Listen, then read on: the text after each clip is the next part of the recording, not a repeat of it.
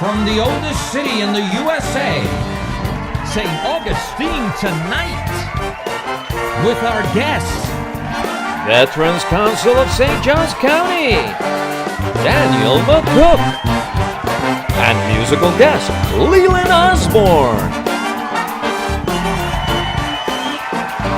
And your host, Jorge Rivera.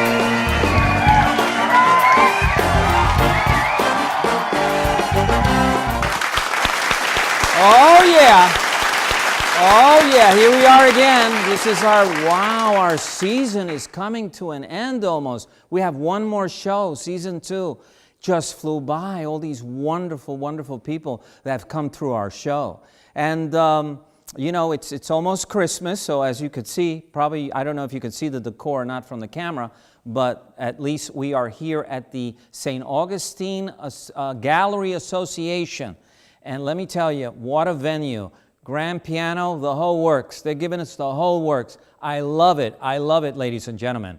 Yes, you know, St. Augustine's on a roll. We had the Night of Lights where we light up our city. And I believe it was National Geographic that had us as one of the great Christmas lit up cities in the world. And that was great. Well, guess what? We came in with Time Magazine. We were among 33 cities that are amazing, that you have to visit. And also the News and World Report magazine had St. Augustine in the 50 top cities in the world that you definitely want to have a romantic time there. So this is great for St. Augustine. I mean, it's like every publication is just bringing us as, you must come here, you must come here. Talking about come here, wow, what happened in Alabama? Oh man, that was like a football game. The guy comes at the very end, and it's like a horse race, you know, and at the end, the things changed at the end, and that was a surprise for everybody. So it's all politics on TV. Politics, politics, politics. I get tired of politics, tell you the truth. Now here's another piece of news. Those Jaguars, huh? Jacksonville Jaguars, let's give them a hand. Let's give them a hand. Those Jaguars. You know, they were being bullied for so long. Now they're the bullies. If you saw that game with Seattle, mamma mia, right to the end, and they took that game. They took it. Now it wasn't, they went there in the trenches and they took that game. I got to give them a hand. That is amazing. Another little piece of news that I saw is very interesting. In Saudi Arabia, cinemas are banned. So you can't go to the movies, believe that or not. So now they have a reformist guy in there, and he's going to open up all these cinemas, about 2,000 of them. And so people will be able to go to the movies like we do. You know, we take so many things for granted in this country. So now Saudis can go and watch a blockbuster like Star Wars and have a great time. And so I think that's amazing. Not too long ago, dig this, they allowed women to drive. I know, there's some guys here that probably have an issue with that. But hey, the Saudis are allowing their women to drive now for the first time. So there's these long lines of women trying to get their driver's license and bothering their brother or their father to teach them how to drive. And the last little piece of news that I thought was really interesting. You know, Instagram is huge. Everyone is Instagramming all around the world. I think Instagram has about 770 million users around the world. Would you guess which is the place that is most photographed for Instagram? You know, that would have been nice. That would have been, someone said St. Augustine. Let me tell you, Paris was number 4. Number 1 was Disney in California. Do you believe that? Disney in California is the number 1 place on the planet that is most Instagram. And I thought that little anecdote was like, really? I would never have guessed in a million years. So, well, we don't have Disney tonight. We have a great show. With us, we're going to have a spokesman for the this wonderful gallery that we're in, the St. Augustine Art Association gallery. She's going to speak briefly to us. We also have from it's called the Veterans Council of St. John's. And we have 2 gentlemen, Mr. Dudley and Mr. Rothfeld, who are going to tell us about all the great things that are happening with this organization. And our musical guest is going to be the one and only Leelynn Osborn. Let's give him a hand. That man can sing. That man can sing. And we'll be right back after these messages, so don't you go away. You stay right where you are, because we're going to have Mr. Leelynn sing us a tune. Be right back. My name is Manny. I'm the owner of La Gerencia Cafe. We're located at 4 Avila Street, the oldest street in the oldest city in the nation. Our menu features breakfast all day and lunch.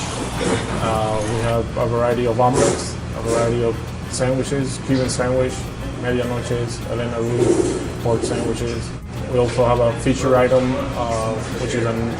it's called the Guajiro, which was featured in a PBS special.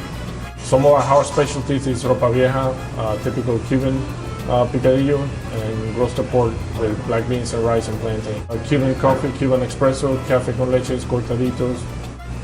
We have a selection of domestic and imported beers and a selection of wine. We also make our own mimosas and sangrias. So next time you're in St. Augustine, pass by the oldest street and come into La Gerencia and have good food, good friends, and a good time. And by the way, se habla español.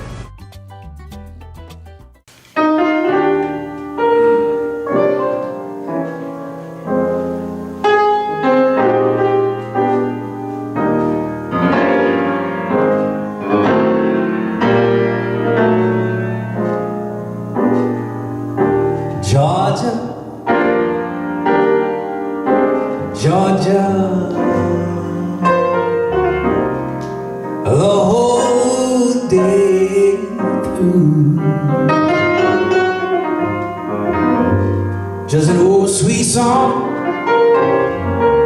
keeps Georgia on my mind, on my mind. I said Georgia, oh sweet Georgia, a song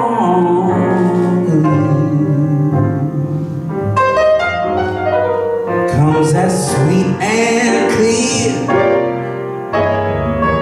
as moonlight through the vine.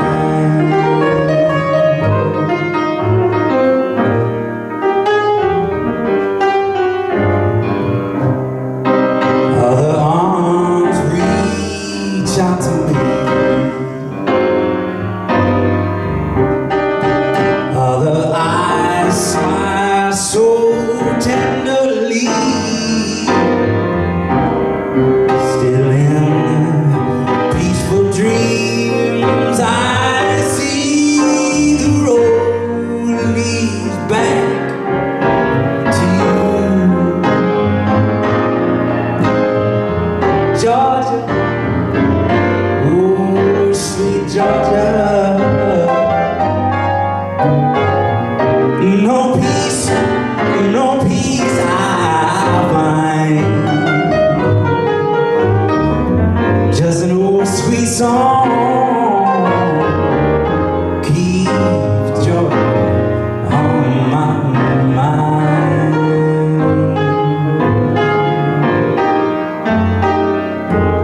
Everybody take a listen to my boy Aaron right here.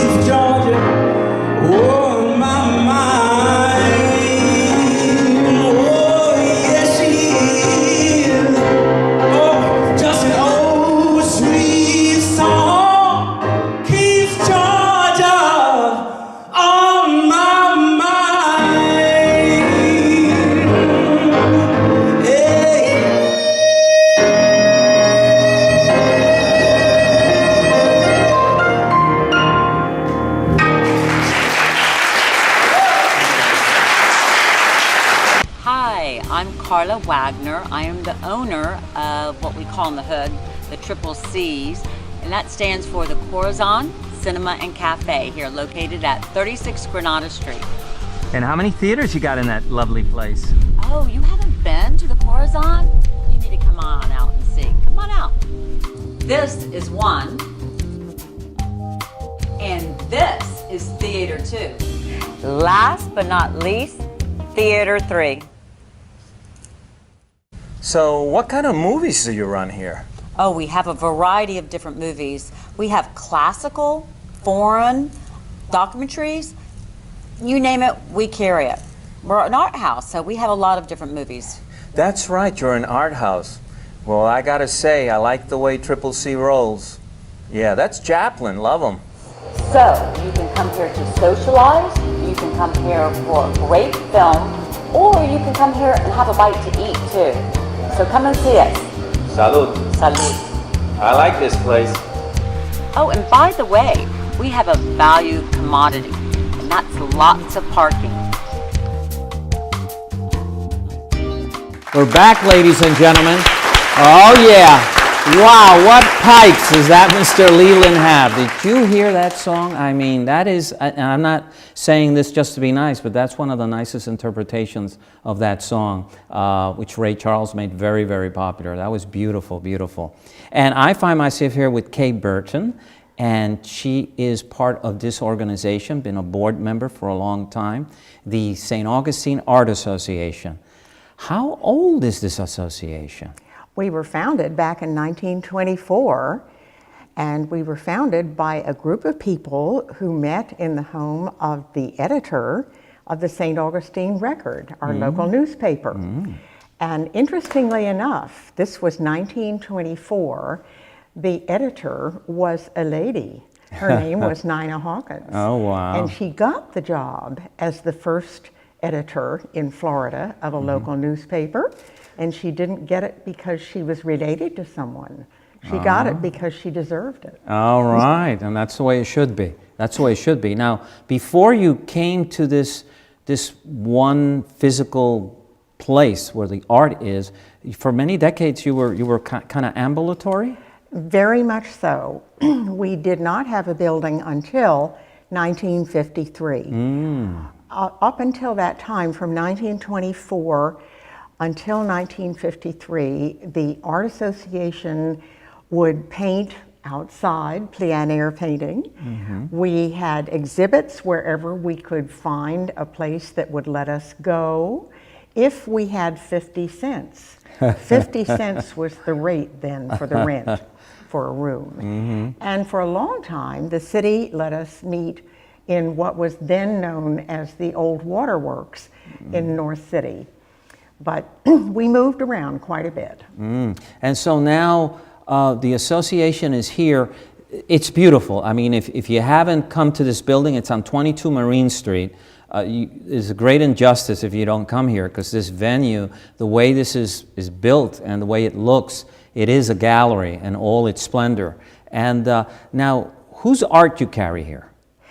We have, every month, we have a different show which features artwork made and created by our members. The shows have different themes.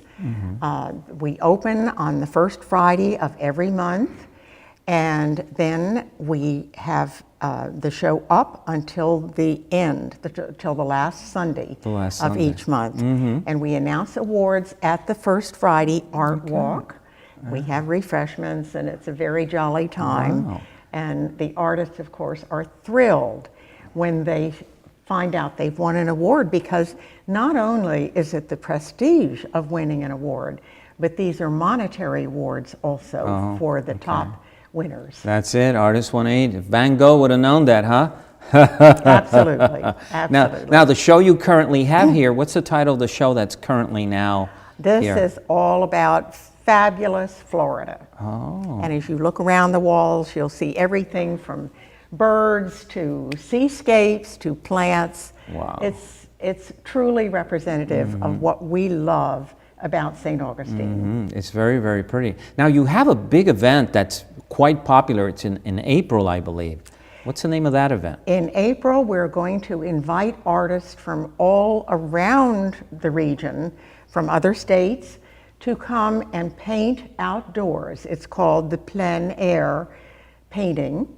They will come, paint all around the city, set up their easels, and people will look over their shoulders and tell them that they have too many of this or not enough of that.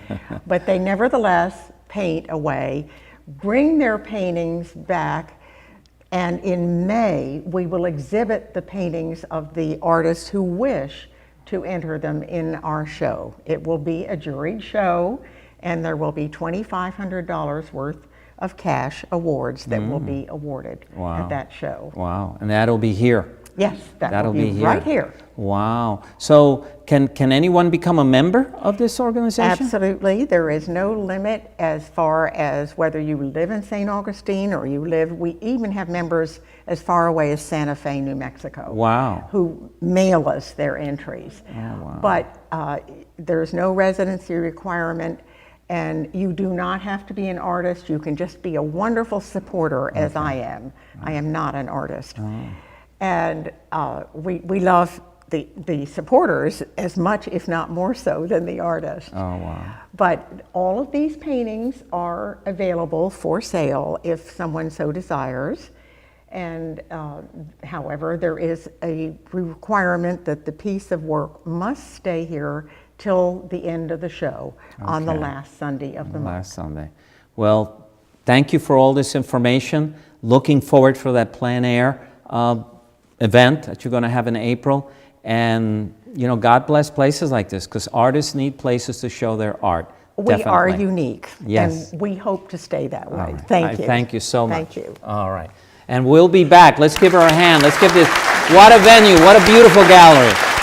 We'll be back after these messages with our next guest. Okay.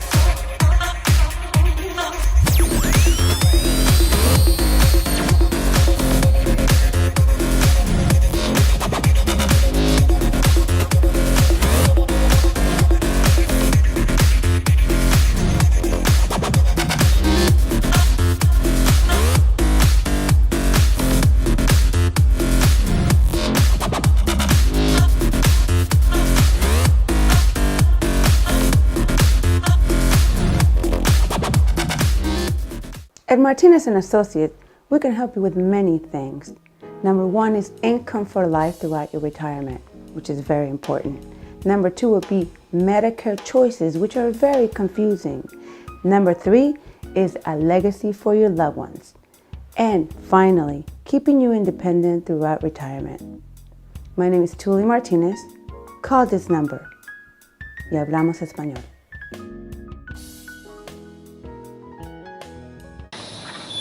Hello, I'm Grant Paxton. Welcome to Foxtrot Creative Studio. Let me show you what we do.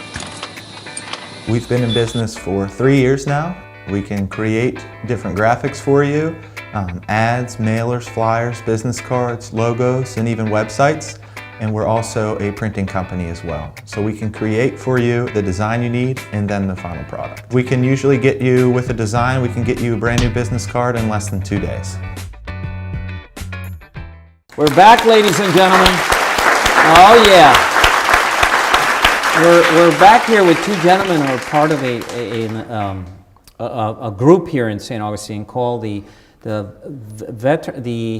Veterans Council of St. Johns County. That's it. That's a mouthful. Yeah. And I brought them here because I think the work they do is just is a blessing from the gods. And so I brought them here to get to know a little bit more about this association or this group. How long has this organization been going on here? Well, actually, the Veterans Council was set up on July the 4th in 1991. So it's been around for a few years now. Yeah, over 20 years now. Over 20 years. And what are some of the goals that this organization has? What is some of the things it tries to do with the veterans? Well, the mission statement says the Veterans Council is to assist veterans. And we assist them in many ways, and that's what we're going to discuss tonight. Right. The different ways that we do that. Now, about how many members or how many veterans does St. Johns County have about? Well, St. Johns County has a little over 23,000 veterans. Wow. Our Veterans Council is an amalgamation, if you will, of 28 different veterans organizations in the county. Wow. And so what, you all get together and move to a current goal or a solution for a current problem with the veterans? That's exactly right. Yes. Yeah. And so what are some of the things, what are some of the needs of veterans today? Can we discuss what's happening Saturday? Yeah, At 12 o'clock? A good example is this coming Saturday, we are doing our annual Wreaths Across America program at our local Christmas national time, cemetery, yes. St. Augustine What does that Which is involve? 2 blocks away, by the way, from here. Yeah. On Marine Street. Well, some years ago, the Wreaths Across America program was only at Arlington National Cemetery in Washington, D.C. Right. And the owner of the wreath program in Maine decided that this was a program that really should be in all of our national cemeteries nationwide. Mm-hmm. And so began the program that's expanded into what it is today. And we during the year sell wreaths. The wreaths are $15 each, and we sell them to the local public and to businesses that support it. Okay. We have 1,230 headstones in our local national cemetery here. And the Veterans Council, when we adopted this program about 10 years ago, took it as a mission, part of our mission statement, that every year we would have a wreath on these headstones. And we've honored that every year. And we just finished up our program here as far as the sales are concerned the last week in November. Okay. And so we're fully subscribed this year to have a wreath on every headstone. And when is that going to be? Saturday, this Saturday. This coming Saturday. December 16. 16. 12 o'clock, St. Augustine National Cemetery, right down the street here. Yes, right down the street. That is amazing. That is really, I think that, so all over the country this is happening then? At the same, 12 time. 12 o'clock on Saturday. Wow. Yes. Now, dealing with veterans, I feel it's not easy. Would I be correct if I said that every generation of veterans that goes to a war is a different beast to deal with? It is. And you know, we have veterans who came home from all the various wars, and they all have different issues they have to deal with. The World War II veterans, obviously. They're dying out, There are not many of them left today, unfortunately. Right. The Vietnam veterans, it was unique cases with the Vietnam veterans.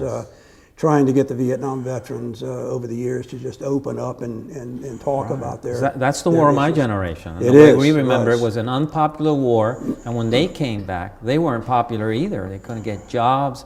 The services they needed weren't there for them, and they suffered a lot. It's almost like a Greek tragedy in many ways for many of them. Yeah, I wanted to also mention that one of our goals is to record history and educate the youth in the schools.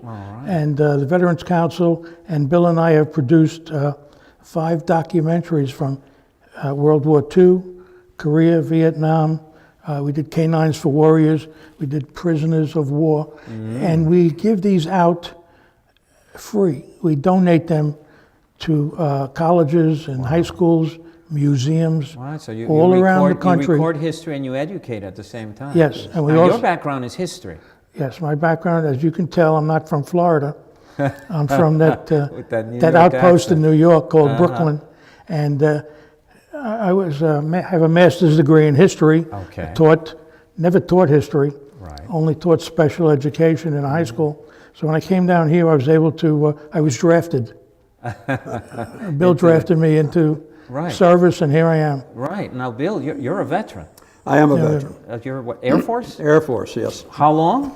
20 and a half years. Wow. And how did you get involved? You said, let me get involved, because this is, something like this is not just, it's not gardening flowers. This is a responsibility of dealing with human beings, you know. It is, but let me tell you, when after I retired from the Air Force, I was in corporate America for a number of years. I worked for several major aerospace companies. Okay. And I was always moving around and was never in any one location long enough to join civic organizations or become a part of the community as far as being able to give back.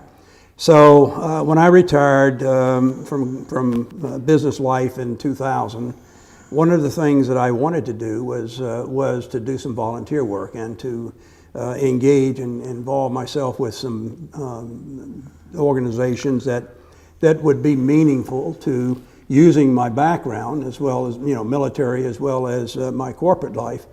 And so I joined several organizations, the Navy League, and the Veterans Council. And when I got involved with the Veterans Council, I saw an opportunity that was there and a need for our veterans. And so we've been very fortunate. We've got some great people in our veterans organizations and pulling together, all of these various veterans groups. Right. And the Veterans Council has just really grown exponentially over the last few years. That's great. And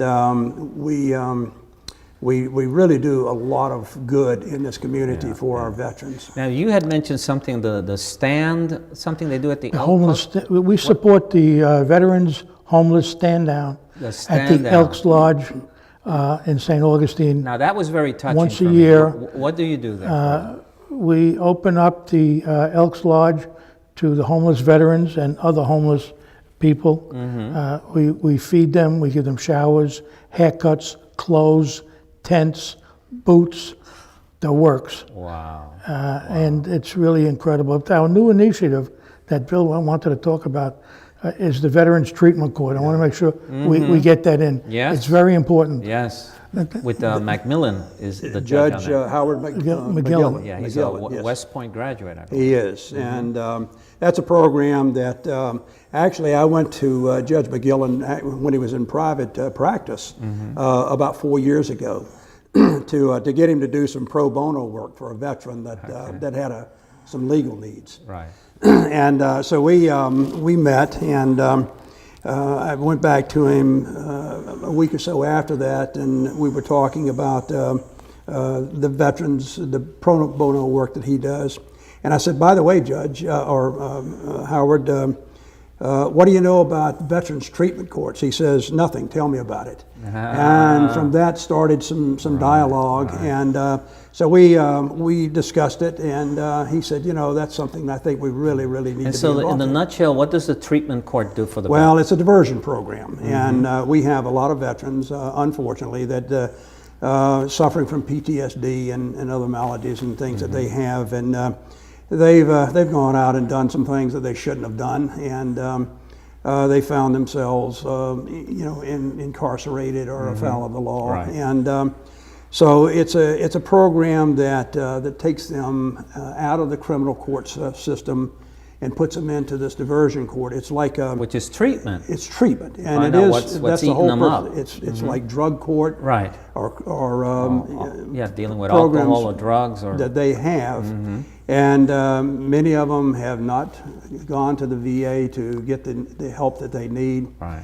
And so what the purpose of this is to, of course, they have to volunteer for the program. Right. And they've got to have an honorable discharge. Yeah. And their criminal count can't be a capital offense or something. Right. It can be a felony, a class 3 felony or misdemeanor. At a lower level. And and if they're accepted into the program, and it's not an easy program for them, but if they're accepted into the program, there's 5 phases of it, and they have to progress through this. Now, question here: what's the success rate with this treatment court? Well, if you look at the normal criminal system, the recidivism of people coming back into the criminal court system is about 50%. With the VTC, with the Veterans Treatment Court, it's less than 5%. Wow! And in Duval County, it's less than 2%. The millions of dollars that are saved by these guys not coming Exactly, back. and that's the purpose of the program as well, is getting these veterans productive again, restoring self-esteem, and getting them on the tax rolls, for the county, Yeah, get them work, get them start families. Where they're not in the jails here, they're out, they're productive, individuals. Right. They're back with their families. Many of them have their families back with them, reunited. That love back in there. So there's a lot of good that's coming out of the Veterans Treatment Court. Right. Because, you know, I get angry with those issues because everyone talks about the 1% that's so rich in this country. Well, how about that 1% that's out there fighting for us to keep us with our freedom, our money in our pockets? And so if you could give all these people in the 1% up there all these breaks you're giving them, how about give these guys in the 1% a break down here? And I see all this money they're talking about. Oh, we broke records. Well, throw some money our way. Let's help these guys. Because, you know, you read so many sad stories. They're almost like Greek tragedies. And you wonder, this wonderful young person who served this country is homeless or he has problems, and there's no one out there to reach and pull him in. We have the greatest military and the greatest trained military in the world. That's it. But where our military and where our Department of Defense falls down is releasing our veterans back in, our military, trained military people back into civilian life. We don't do a good job there. And we do not give them the support that they need when they re-enter back into society. And many of these veterans are coming back into society today, suffering from PTSD and other maladies, and they just need help. They need to get the treatment that they deserve, and it's not something that's a handout to them. They deserve this. Yes, exactly. They have fought for this country, and they deserve that help that they need. And if you do it for anybody, at least you do it for their buddies who did not make it, who would at least help that if their buddy got out of there, that someone took care of them, you know. Exactly. But, you know, we've ran out of time, gentlemen. Could I just mention that we meet the last Thursday every month at Where? 7 o'clock at the St. Johns County Health and Human Services Building. Okay. It's open to all veterans and interested patriots can join us. You're a veteran, you're hearing it here. Go to those meetings. Those meetings are important. You have no idea how important they are. So we thank you, people like you. I just don't know what more to say. That you're both great. Thank you, Jorge. Okay. Thanks for having us on. Okay, Appreciate love it. you. And let's give these people a hand, ladies and gentlemen. And when we come back, we're going to talk to Daniel McCook about something very special. US 1 Computer Works has been serving St. Augustine since 2002. We make repairs on all makes. Is your computer slowing down because of malware and viruses? Bring it to us. And if you can't come to us, we'll come to you. Do you need a wireless network at your business? Problems with your routers? Call US 1 Computers. We're ready for the task.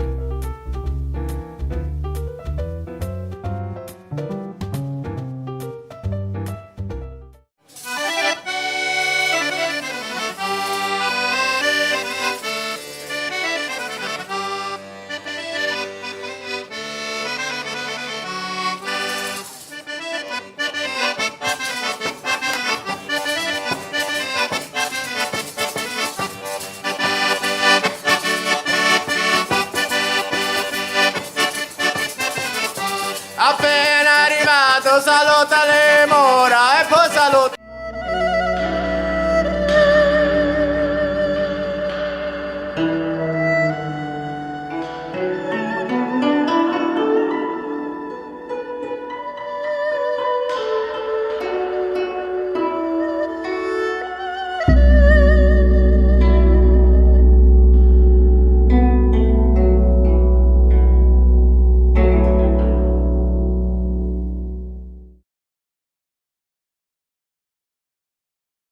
Back, ladies and gentlemen. I think in the opening of the show, I forgot to mention Daniel. That's kind of rude from me, but no, he's here now, Daniel McCook. A lot of you know him through Flagler's radio station. He's the man behind that radio station. The music is incredible, and it has a huge following in this area. Lots of people as far as Palm Coast, I know, listen to that. They love the station. But what a lot of people don't know of Daniel is that that's another of his passions other than radio. So let's go back to your radio days. How did you end up in radio to begin with? Well, I started radio when I was 14. Because your life is fascinating. Oh, I mean, well, thank you. So I think your life is fascinating because you've done radio, you've been a stuntman, you've wrestled alligators, you've managed a small restaurant in New York City, and now you run this. You're back to radio, Right, and then you came back to radio, and now you're dealing with these. But you started in radio as early as 14 years of age. 1974, WMOG in Brunswick, Georgia. That was my first gig. Christmas Eve was my very first shift. Oh wow, no pressure. None. And so, what attracted you to radio, you think? Well, I just sort of fell into it. A friend of mine worked at the local radio station, and they were looking for part-time help. I applied for the position, got it, and happened to have a knack for it. Wow. Because you're originally from where? I'm from South Georgia. I grew up talking like this, and I told Mom and Dad I wanted to get into radio, and you got to lose that hick accent, boy. So I did. Yes, your voice is so neutral. You know, it's like what you'd hear at CNN or something. A couple of beers, we'll talk. Oh, it'll come back. Come back. I had a friend like that. When she drank, it came her little Oklahoma twang. Oh, it came out. Yeah. So then from how long were you in radio then? Before Well, you I still am. Well, you are now, but you took a hiatus. A dozen stations or so, up and down the dial, as they say. Wow. And here and there, and then went to New York City. Met my wife, we married, moved back down here. Flagler was looking for a manager for WFCF, Flagler College Radio, also on iHeart. And so applied for the position, got it, and it's been the greatest event of my life. Wow. Running that radio station, working with young people, teaching them, one who happens to be here. Yes, on your my crew. assistant is a Flaglight alumni in the audiovisual department.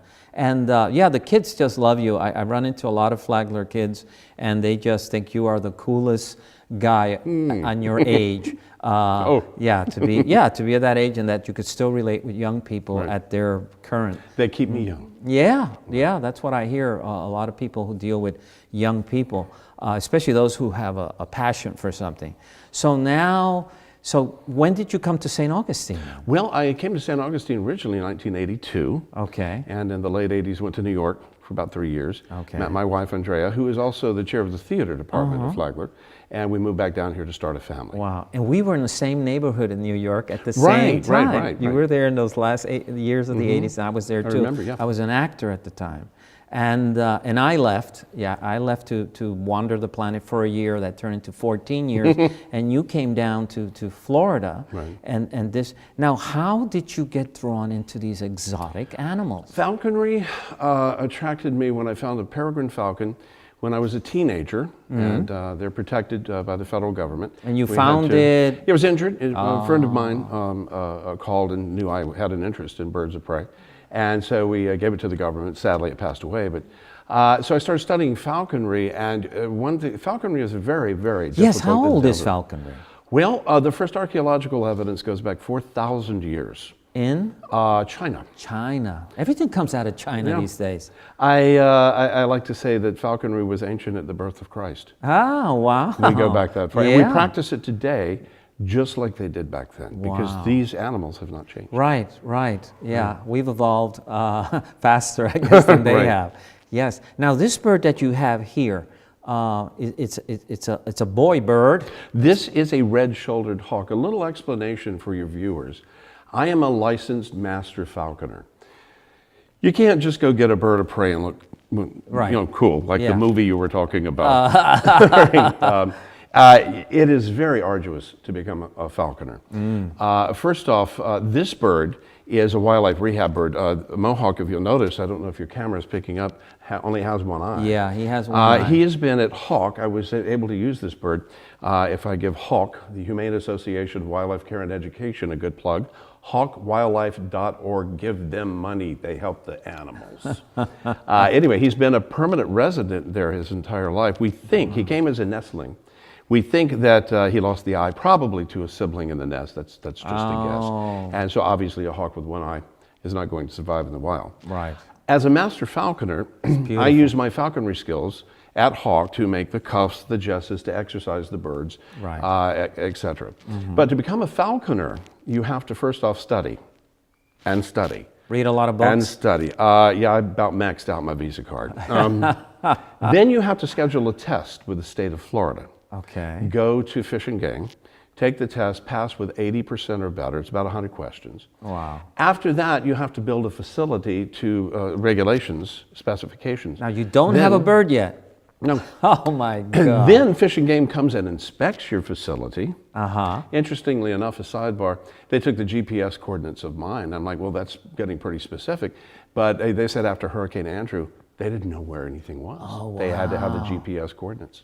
Got it. Anyway, so after you pass that, and you get that certification, you have to find a master or a general class falconer to do a 2-year apprenticeship to learn to be a falconer. Wow. You can trap a bird there. So you had to go under...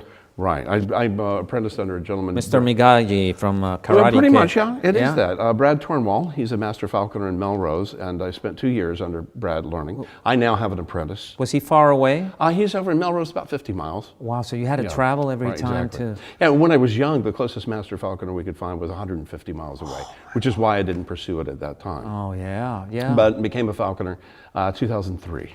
Wow. So. And now how many falconers here in St. Johns County? Let's see, I think that's me. There might be another one. There's a few in Jacksonville. The last I heard, and the number fluctuates, but about 120 in the state of Florida. In the state of Florida. And about 3,000 across the country. It's almost, well, there's 64 counties in Florida, so yeah, almost like 1 point something per county. Well, I'm the northern director of the Florida Hawking Fraternity, which sounds very impressive until you find out there's 3 of us. So it's my turn.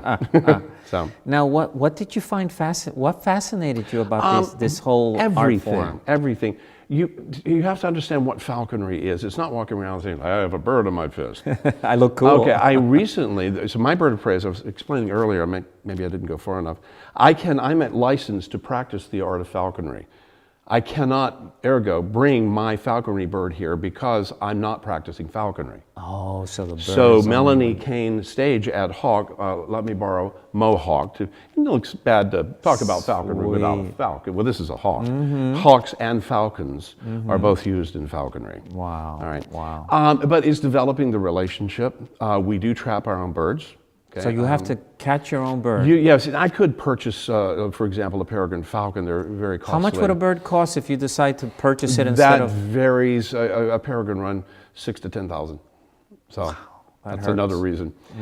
Anyway, so I acquired this bird recently, about 3 weeks ago, and the bird's already flying to my fist. Oh wow! So another week of training, and I will free fly this bird for the first time, which is also always a very exciting time as a falconer. Right. And if I've done my job properly, the bird will return to me. And that's what I was going to say. Do they fly away sometimes? We go hunting together. Yeah, there's a saying, falconers, there are falconers who have not lost their birds yet. So I lost a bird a while ago. I found him about 3 days later. Wow. Anyway, and we develop a relationship through food and through what's called operant conditioning, B.F. Skinner, Pavlov. Symbiotic, mutualism. Yes, okay. So a typical falconry hunt, the only quarry that is really suitable in North Florida are hares, rabbits, and squirrels. Right. So I'll take my bird into the forest. I have a number of locations that I go to. So they'll hunt squirrels, rabbits, or? They take pheasant up north. Oh, wow. Yeah, any willow redtail, anything you catch. But anyway, so I release my bird into the forest, and we go through the forest together, and we practice the traditions. If you've ever heard the saying, I'll be there with bells on. Well, we put bells on the bird so we can hear them, so we know where they're at. Okay. I will shake vines and flush quarry for the bird, and the bird figures out, hey, I follow that guy. I'll eat. Yes. At the end of the day, though, if we haven't caught anything, you still eat. In the wild, the mortality on birds of prey, upwards of 80% in the first year. Oh, wow. Which is another reason the government allows us to take them with proper permitting. Yeah, doing it the right way. Right. And we can only take first-year birds. We can't touch anything a year older. You wouldn't want to do that either. They're very difficult to train. How do you know how old they are? Well, for example, a red-tailed hawk. All birds have different plumage. A red-tailed hawk in its first year has a brown tail. Oh, okay. Pretty easy. They get the red tail feathers, or rufous color, I think it's called, for the Art Association if you get into the paintings. And that is the second year after the first molt. Wow. They get the red tail feathers. Wow. Now, how strong are these birds? I mean, how do they? How you want to know what it feels like? Well, how would he kill a squirrel? For instance? A good hen red tail has about 800 pounds per square inch. And these are little stiletto knives down here. This bird bit me earlier too. Mohawk, you've got an attitude. Anyway, so if you can imagine that type of pressure. Wow. Yeah. And they go, I guess they know where to go. They know where to go. Make it I don't want to quick. get too graphic. Right. They know where to go to. Exactly. We don't want to have a. Oh, we don't have to teach the birds to hunt. Right. They know how to do that just Wow. fine. We teach the birds to hunt with us It's together. incredible what's in their Right. DNA, and it works And, automatically. oh, exactly. I can talk know. about it all day. Now, this sport, how popular is this? Is this called an art or a sport? Yeah, both. Okay. Both. Art, creating something from nothing, if Right. you will. That's one of many definitions. Well, the whole of art. ballet of you and him. Right. out there. You mentioned a symbiotic relationship, which is exactly what it is. In sport, as I said, it is hunting. Okay. But not in the traditional sense. Yeah. The bird gets everything they catch. So you don't have like, thank you for the squirrel you caught for me today. Right. Well, It's now, delicious. in the ancient times, this was a way to gather food. Oh, okay. I do have a friend, we were talking earlier, his name is Stephen Peacock, which is, for a falconer, he does get teased at the meeting. Steve, if you're looking at this. He hunts duck with his peregrine falcon. Duck? Yeah. So. Wow. And the bird gets the head and the intros, and he gets everything else. That is crazy. Now, how popular is this sport here in the United States? It is maintaining its own, but for example, in the Middle East, it is wildly popular. Wow. I saw a picture online, some Arab sheikh, is that the correct term? Sheikh, had gutted a 747 and had 70 falcons in it that he was transporting from one place to another. So he took everything out of the 747 to bring his falcons. Right. That's when you got too much money. Okay? Those guys, they'll go up there. Well, they have bloodlines just like with horses. And it's extremely serious in the Middle East. Wow.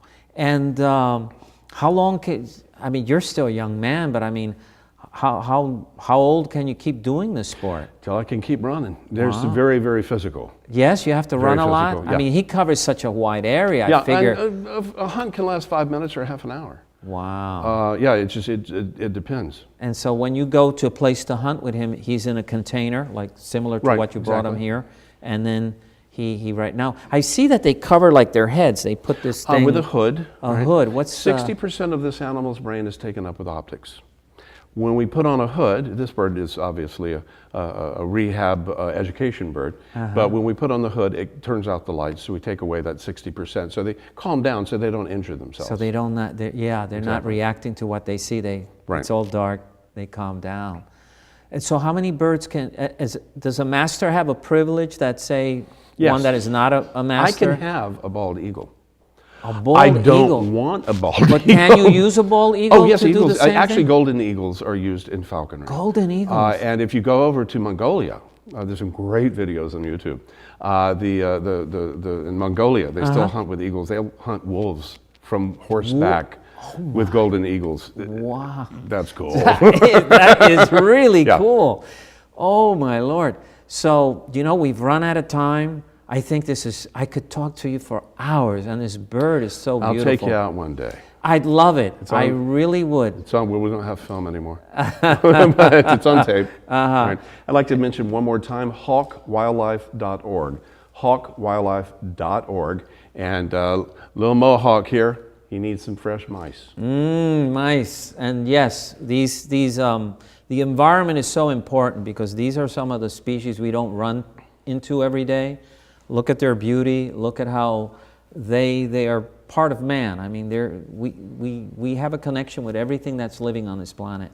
So yes, let's give them a hand. Thank you. You are very good. Yes, Mohawk, you're beautiful. And we'll be back with Leelynn Osborn. And I apologize again for not mentioning Daniel at the opening of the show. But all is good. All right, thank you. We'll be back. Hi, my name's Dana. I own Sweet City Cupcakes, and we're located at 233 West King Street. We specialize in custom cakes and cupcakes. We use fresh and local ingredients and bake fresh daily. Each of our cupcakes is decorated with a unique look to complement the flavor. We have signature cupcakes such as the Marilyn, the Elvis, the I Love Lucy.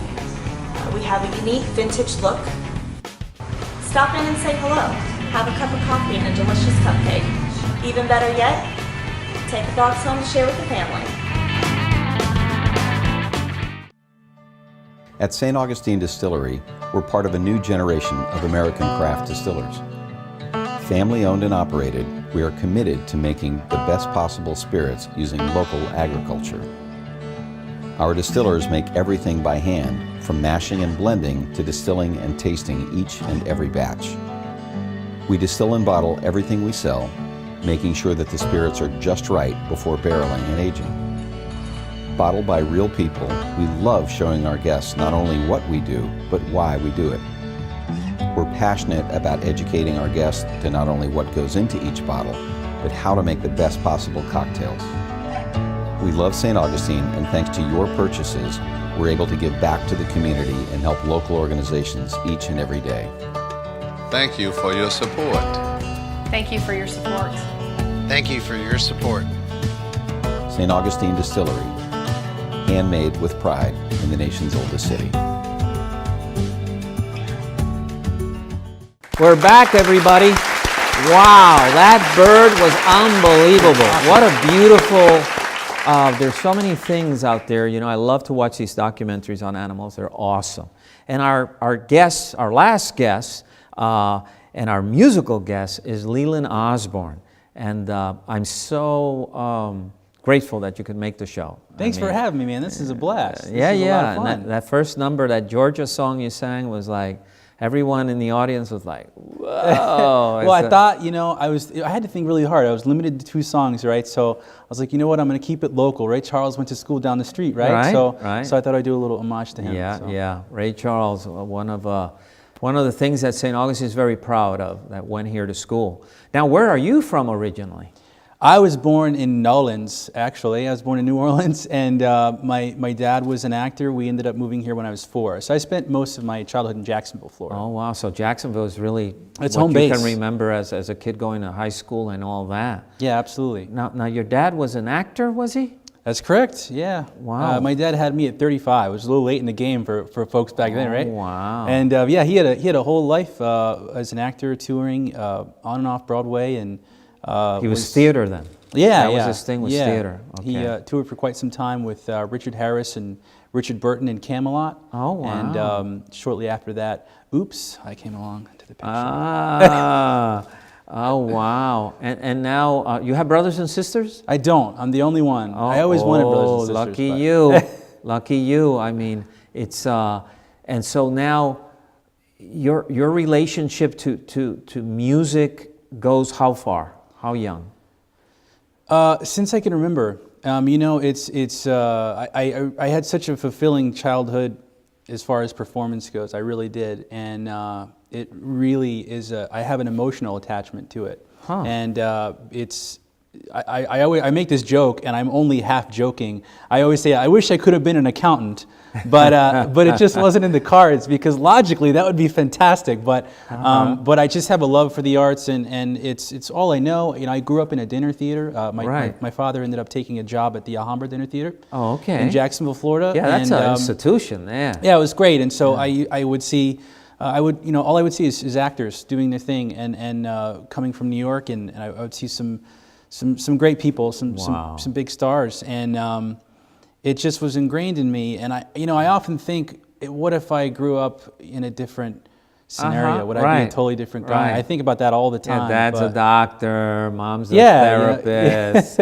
You know, I go home and here you have this wonderful life of being around actors and dinner parties and just meeting people. It must be, I mean, why not? Yeah, it was fun. Why not? You know? So, can you remember the earliest? So I guess before you sang, you performed almost, or both. I did. If I'm trying to remember, you know, I sang in church, but I don't remember if I did a theatrical show first or if I did singing first. I don't remember, but it's that far. But I started really young. Did some commercials as a kid. You know, Do you remember what kind of commercials? Yeah, I think I did like a Welch's commercial, or like a Barnett Bank and Haverty's and stuff. Barnett Bank. It was fun. I did America's Most Wanted a few times. It was cool. Wow. But yeah, so I you know, it's ever since I was a kid, I grew up in that, and I think. I was talking with Aaron, my pianist, and we were just, art is art, you know? Right. And you were an actor yourself, right? So once you do theater, I've dabbled in ballroom dance, I sing, you start to just get the same high from the art. And I was teasing myself because visual art to me is just, and so these paintings around here are awesome, and I have such an appreciation for them. But I can't draw a stick figure. Right, so. right. But yeah, once performing arts is very similar. Once you dabble in it all, you can get the same high from it. So I because really your canvas is a stage. Yeah. Your empty space, that empty space on the stage is your canvas, which is an empty canvas until you put something on. Yeah. And it works with sound. It's different canvas. Of course, it's not paint. It's sound. It's movement. I love to see modern dance. Just fascinates. Oh, it's awesome. Yeah. It just fascinates me. I just sit there and I wonder how the choreographer came up with that idea that these people suddenly are the ocean, and then this other couple that comes through is something, and you're like, wow, and the music then fits in, and it's all of everything creating that one moment. Yeah, absolutely. And I think watching musical theater made me appreciate all those things. So what's your big love? Theater or singing? That's a tough one, man. That's a real tough one. If I often say, like, if I won the lottery, what would I do? And I know my answer is perform, but I don't know if I would do more musical theater, dinner or if I would do jazz. Yeah, because I love theater. It's my childhood, So I have a love for musical theater. I had someone ask me the other day. It was Danielle. You had her on the show, right? She was on. She our said, show, "How could you do the same thing 8 times a week? 8 shows a week." Right. And I don't know. I love it. It's like a routine, Right. But it's like a kid's routine. They need the same thing every day. That's what I thrived on when I grew up. I just loved it. Every day at 4 o'clock, I would take a bus to my dad's office, take a nap, and then 8 o'clock, I would do a show. Right. And to this day, that's still my routine. That's Wow, still wow. Yeah, it's funny you say that because sometimes you hear on Broadway, they say, well, that show performed 1,000 times. Yeah. And this guy's been in all of them. And I know people that have done it 1,000 times. Right? And you're like, my Lord, 1,000 times. Do that same thing. And that's what I found challenging in theater, which film for me, I found it more creative because you can fantasize more. You're not limited to that stage. Sure. You could create fantasy worlds, et cetera, et cetera.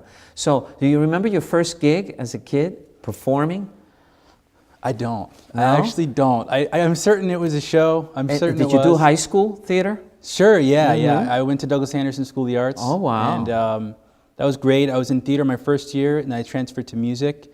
And then so you went through education for it also, not just having in the family, but when you left, you went to pursue that. I had the best education I could have ever asked for. I mean, really, Douglas Anderson is so fantastic. And there were the singing, acting, a little bit of everything? Yeah, I did theater my first year, and then I transferred to music, and then ironically, the year I graduated, they started a musical theater program and kind of combined them all together. So shout out to Jeff Clayton and Jackie Cornelius and Lee Beeger and all those guys. Yeah, gotta give that love to those people who helped. Yeah, man. yeah, it really was. Gotta do really it. was great. Wow. And so, when did you think you realized that you were going to stay in the singing thing for a while? You get to a point where you got to make money. Well, yeah, you got to live. So I taught public school for 7 years. I taught music, and we all know how much money a public school teacher makes. Don't get me angry now. A different conversation, right? Mean, yeah. So I had to supplement my income somehow, and so I ended up doing gigs when I could in the evenings and when I wasn't terribly exhausted. It was really exhausting teaching and performing. Well, yeah. But I did that, and because both teaching and the singing or whatever you were doing, they both take preparation. They sure do, yeah. And sometimes preparation is longer than the class or the gig you do. And I felt terrible. My students sometimes would know, like if it was a Friday, they're like, "All right, Mr. O, he's got that look on his face. Leave him alone. He's got a gig tonight." I felt bad, but no. So I've actually only made music my full-time profession within the last year. So about a year ago. Wow. But I taught for quite some time. Because you're everywhere. I saw on YouTube your promo where you're doing Michael Bublé. It's freaking amazing. It is amazing. Well, it was fun. I have a weird story. I went to my first year of college in Miami at New World School of the Arts. I'm going to really bullet point all this. I came back and I got into the ballroom dance business. For a lot of weird reasons. Maxim Chimerkovsky, who was on... Yeah, they're all Russians now was in the on dance Dancing scene. with the Stars. I got a couple lessons in with him. It was great. And then I would stay in a dance studio at night, and I would sing along to Michael Bublé because he came out on the scene. Right. And then I just through a weird thing, I was in a restaurant, I started singing, and people were like, wait, is that the guy?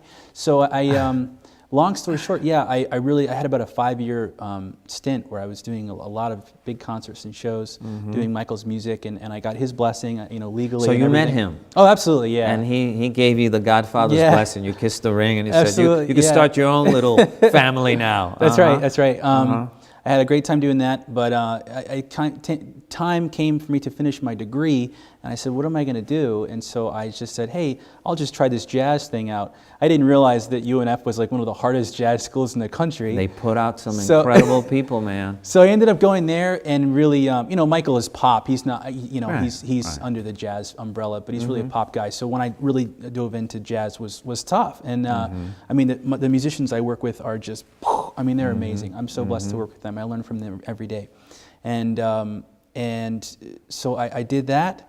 And then music became my life. I started to realize jazz, people like to hire jazz musicians. It's kind of a novelty. Yeah, jazz has this highbrow this events, higher echelon in the whole music thing. Yeah, so I realized through a lot of work and a lot of networking, it's taken me 10 years to make it full time. Jazz ain't easy. It's here, man. Yeah, and it was funny. You alluded to it earlier. I grew up with the director, and as a performer, I needed that direction. I needed that script. Right. I needed to be told what to do. Right. And so entering into jazz was just so scary. You're on your own, baby. It was so scary, yeah. That's it. And I really had to work on, what do I do with my body right now? What do I do with myself? Because I'm not a character. Yeah, no one helps you with that. Yeah, You've got to so find your niche, where you fit. Absolutely. And then you got to do it with the other guys too. Yeah. Which is a group thing, you know. Oh, and I love it. It's my favorite part about jazz music is just working with these guys and working off with each other. You don't have to speak the same language, and it's so much fun. Yeah, so one of my favorite jazz numbers is my one and only. It's John Coltrane and Johnny whatever, but it's Coltrane playing the sax, and you think it's just a musical piece, of jazz, and in the middle, suddenly Johnny comes in, da-dee-da-da, and he starts singing, oh man, and all your hair stands up. Yeah, man. It's a brilliant piece by Coltrane and Johnny, I can't remember his last name. But wow, so what do you find in jazz that you don't find in other kinds of music? I think lyrics. Lyrics, man. I to be honest with you, I am guilty of loving pop music. You'll find me in my car jamming out some, all modern stuff. But there's something about the lyrics of jazz music that's so sincere, so well thought out. Right. And it's hard to find in modern day music. Wow. I think a lot more thought used to go into lyrics, and now it's more about the sound and the track. Right. Are you putting an album together, a CD or something? I write original music. People ask me that all the time. I mean, every time I do a show, but when I was doing Michael's stuff, I'd say, all right, cool, go buy Michael's CD, right? Right. Legally, that's what I had to. Yeah. But I'll put out an album at some point. Right now I'm dadding, as I say. I have kids, and I'm just a you have working 2 musician. children, right? Yeah. They're small too, 5 and 7. Yeah, 5 and 7. Yeah. 5 and 7. Yeah, that's sweet age though. Yeah, That's so a I think sweet when I age. get a little older and they care a little bit less about me, They're with I'll their start to friends. put Got no into- time for you, Dad. I'm with my buddies. That's right. Wow. Would you sing something for us? I absolutely will, and I hope you don't mind. We were putting together a Christmas song today, but I was like, you know what? I think I want to have just a little fun and just be a little silly today. Have So fun with us, we're gonna man. have fun. I mean, you're brilliant. You're brilliant. Thanks a And keep going, man. I mean, it's not easy to be an artist. It's not easy to be an artist. Absolutely. And so, you just enrich our community with what you do, my brother. Thanks so much, you keep Jorge. it. Let's give this man a hand. Oh, yeah.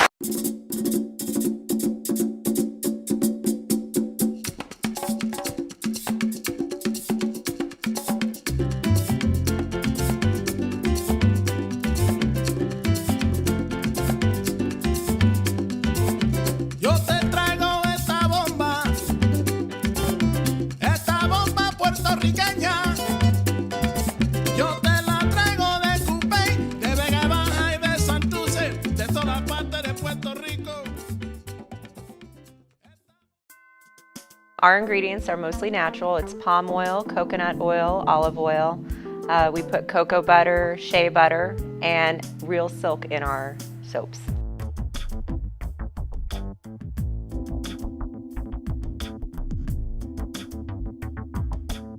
also it's something that's pleasing to the eye and you enjoy using it. Come visit us at Antoinette's Bathhouse.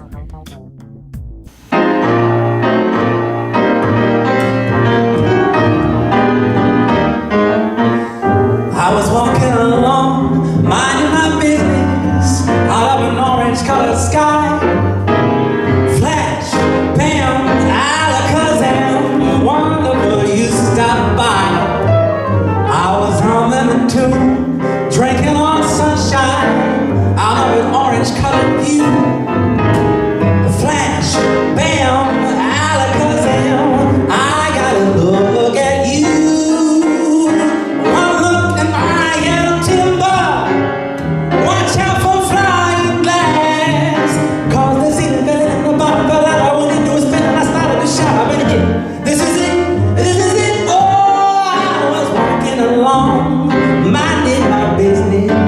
Love came and hit me in the eye.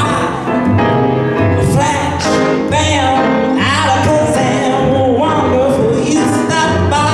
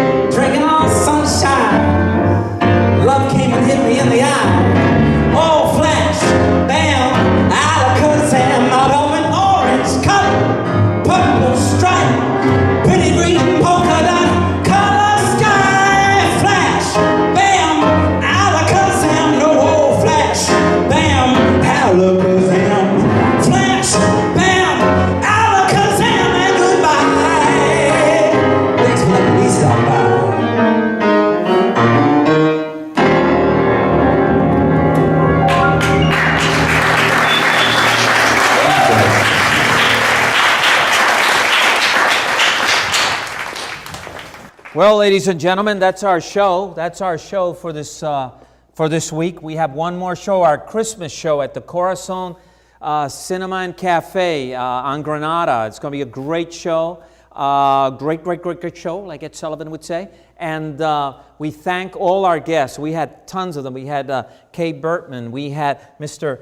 Leelynn Osborn. We had Daniel McCook. We had Mr. Dudley and Mr. Rothfeld from the Veterans Council of St. Johns County. That's it. We had a wonderful, wonderful show. We thank everybody. And once again, we'll see you next week. St. Augustine Tonight, baby.